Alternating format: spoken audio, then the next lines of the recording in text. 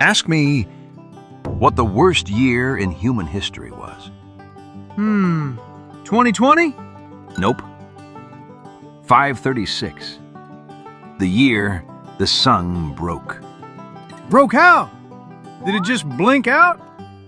Worse, it turned on, but wrong. Dim, blue, weak. For how long? 18 months, give or take. A Roman historian named Procopius actually lived through it. He wrote the whole thing down himself. What'd he say? He said, the sun gave off light without brightness, like it was permanently eclipsed for an entire year. A whole year of eclipse? And it wasn't just him. Another Roman official, Cassiodorus, was still writing about it 2 years later. Still talking about it 2 years later? Must have been bad. He said nobody cast a shadow at noon. The sun looked bluish, and the seasons were all mixed up. No shadows. That's genuinely creepy. One writer in Syria even gave exact dates. March 24th, 536, through June 24th, the following year. That's oddly specific for the sky went weird. People notice when the sun stops working properly. Okay, but that's just Rome being dramatic. Fancy toga guys. It wasn't just Rome. China recorded it too. Yellow ash falling from the sky. Ash? And snow. In August. August? Irish monks wrote about a failure of bread. 3 straight years with no good harvest. 3 years without bread? I'd start a war by year 1. China's Guangdong region had it even worse. Historians estimate 70 to 80% of the population died. Some records describe cannibalism. Okay, not dramatic toga guys. Actually bad. And this wasn't just one bad summer. It kicked off the coldest decade in 2,000 years. 2,000 years? Historians call it the Late Antique Little Ice Age. In parts of Europe, it lasted until around 660. That's not a bad year. That's a bad century. Okay, so what caused it? A curse? A comet? Did somebody make the sky mad? For about 1,500 years, nobody actually knew. People blamed comets, asteroids, all kinds of theories. See? I basically said comet. You said sky mad. Not the same thing. The real answer came from ice. Scientists drilled a 230-foot ice core out of the Swiss Alps. Ice doesn't know history. Actually, it does. Ice keeps better records than you do. Every year, a new layer forms, like tree rings. Those layers trap tiny particles floating through the atmosphere. Ash, dust, sulfur, year after year.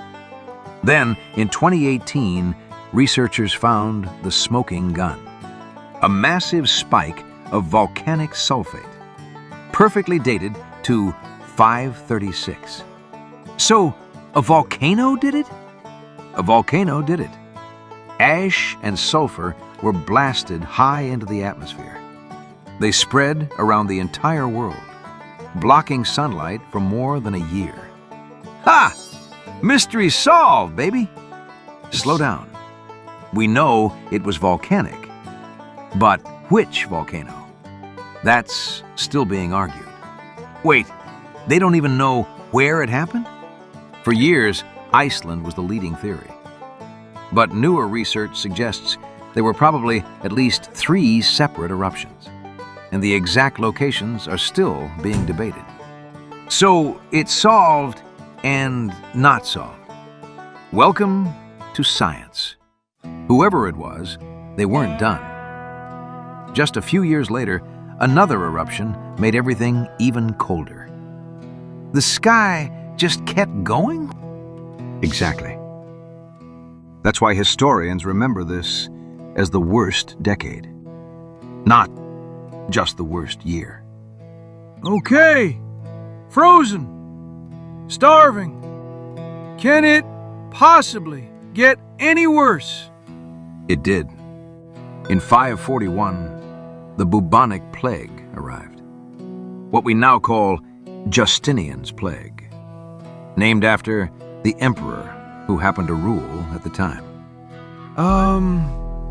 Some estimates reach 100 million deaths, possibly half of the Byzantine Empire's population.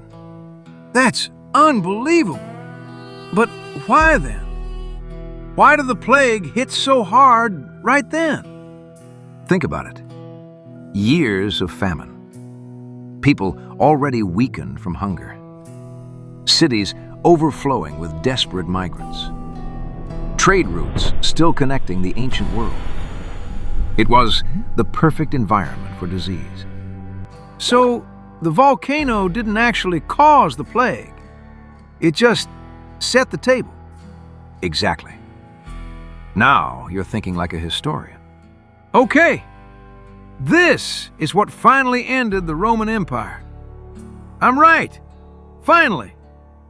No. Rome fell in 476, about 60 years before any of this happened. Oh, right. What these disasters actually crippled was the Eastern Roman Empire. Justinian had spent years trying to rebuild the old empire. Then the climate collapsed. Famine spread. The plague arrived. And suddenly, those ambitions became almost impossible. So it didn't destroy Rome. It destroyed Rome's comeback. Exactly. That's a much better way to put it. Some historians believe these events reshuffled power across the Mediterranean for the next century. Like history hit a reset button. More like someone smashed the reset button with a hammer. The exact details are still debated, but the scale of what happened isn't. Has anything even remotely like this happened again? Actually, yes. In 1815, Mount Tambora erupted. It caused what became known as the Year Without a Summer.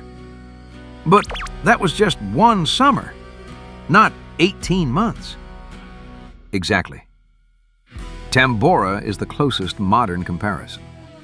But 536 still stands alone. Nothing in recorded history matches its global impact. Okay, serious question.